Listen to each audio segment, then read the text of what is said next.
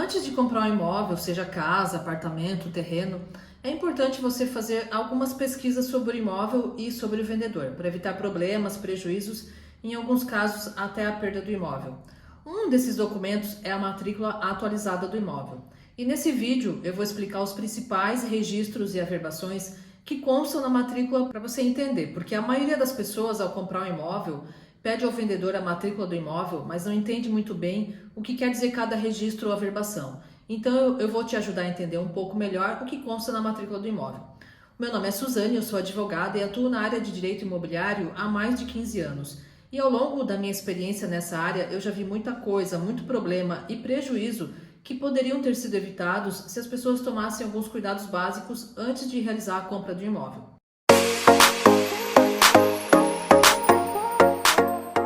E agora eu vou colocar uma matrícula de um imóvel aqui na tela e vou explicando para vocês entenderem. Então, essa aqui é uma matrícula de um imóvel. Ela aparece como certidão de inteiro teor, negativas de ônus e ações. Em algumas situações, ela pode aparecer como ações reipersecutórias, tá? Vai aparecer aqui o número da matrícula, a descrição do imóvel, se existe benfeitoria. Proprietário. A pessoa que aparece aqui como proprietário foi a primeira pessoa que adquiriu esse imóvel, ou quem registrou o imóvel por primeiro, tá? Mas o proprietário que aparece aqui não necessariamente é o atual proprietário do imóvel, tá? Para confirmar quem é o atual proprietário do imóvel, você precisa ver quem é o último adquirente. Então aqui consta um registro de uma compra e venda.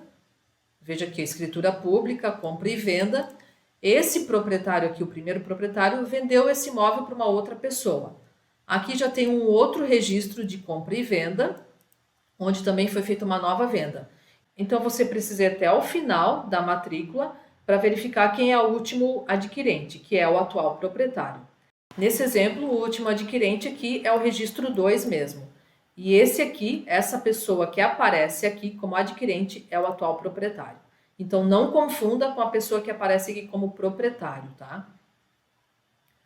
Essa matrícula aqui, ela ainda consta também uma indisponibilidade de bens e uma penhora. Então vocês precisam verificar isso. Essa averbação 3, ela possui uma indisponibilidade de bens. Quando existe uma indisponibilidade, quer dizer que o imóvel não pode ser transferido, tá?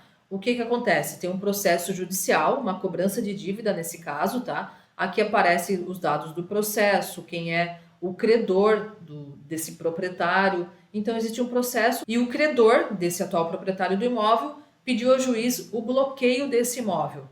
Então é feita uma averbação de indisponibilidade do imóvel e assim não é possível transmitir esse bem, tá? Até que se resolva o processo. Aqui no registro 4 aparece uma penhora, um registro de penhora nesse imóvel. Também existe um processo judicial, uma cobrança de dívida, e o credor desse proprietário solicitou judicialmente que fosse feita a penhora dos bens do devedor, que no caso é o atual proprietário, para garantia dessa dívida. Então foi feito um registro de penhora, também constam os dados do processo, quem é o credor. Então, se você adquiriu imóvel nessas duas situações, com registro de penhora ou averbação de indisponibilidade, você corre o risco de perder esse imóvel. Porque se os processos forem procedentes e esse imóvel servir de pagamento para a dívida que existe, você não será considerado um terceiro de boa-fé, porque esses registros já constavam na matrícula do imóvel quando você adquiriu o imóvel.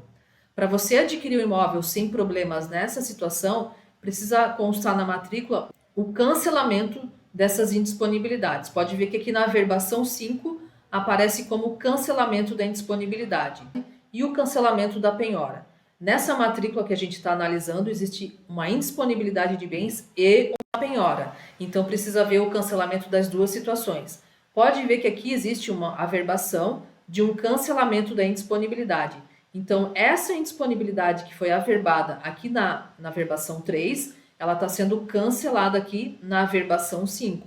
Então, essa indisponibilidade agora saiu da matrícula. Com relação a esse processo, o imóvel está livre. Daí veja que aqui finalizou a matrícula, tá?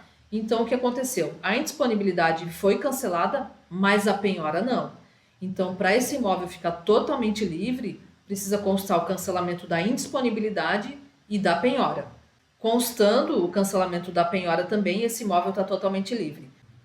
Então presta atenção nisso, tá? Precisa constar o cancelamento da indisponibilidade e o cancelamento da penhora. Agora eu vou mostrar uma matrícula que tem um registro de usufruto, tá? Porque quando existe um registro do usufruto, existe uma terceira pessoa que tem direito de utilizar, de usar esse imóvel. Então você pode até adquirir um imóvel com registro de usufruto, mas se esse usufruto não for cancelado, você não consegue utilizar o imóvel até que esse direito seja extinguido. Então é bem importante que você identifique se existe usufruto no imóvel que você está interessado, tá? E para comprar o imóvel que existe um usufruto livre, para você poder utilizar o imóvel sem problemas, precisa também constar o cancelamento desse usufruto. Ó, veja que aqui no registro 4 ele identifica que existe um usufruto. E na averbação número 5 existe o cancelamento desse usufruto. Com o cancelamento, aí você pode comprar o imóvel livre de ônus, tá? Você poderá ter total acesso ao imóvel, utilizar sem problemas. E no registro 6, onde foi feita essa compra e venda, depois do usufruto, com o cancelamento do usufruto, houve uma transmissão, houve uma venda desse imóvel. E o usufrutuário, que era a pessoa que tinha o direito de usufruto, ele assinou também a escritura de compra e venda renunciando ao usufruto. Veja aqui que tem a renúncia do usufruto. Então, constando o cancelamento e a renúncia na compra e venda, o imóvel está livre desse usufruto. E, gente, se vocês estiverem gostando desse vídeo, não esquece de dar um joinha, que isso ajuda outras pessoas a terem acesso a esse conteúdo. Então deixa o teu like. E me acompanha também no Instagram, que está aparecendo aqui na tela, porque lá eu dou bastante dicas sobre esse assunto de compra e venda de imóveis, e não deixa de se inscrever aqui no canal também, tá?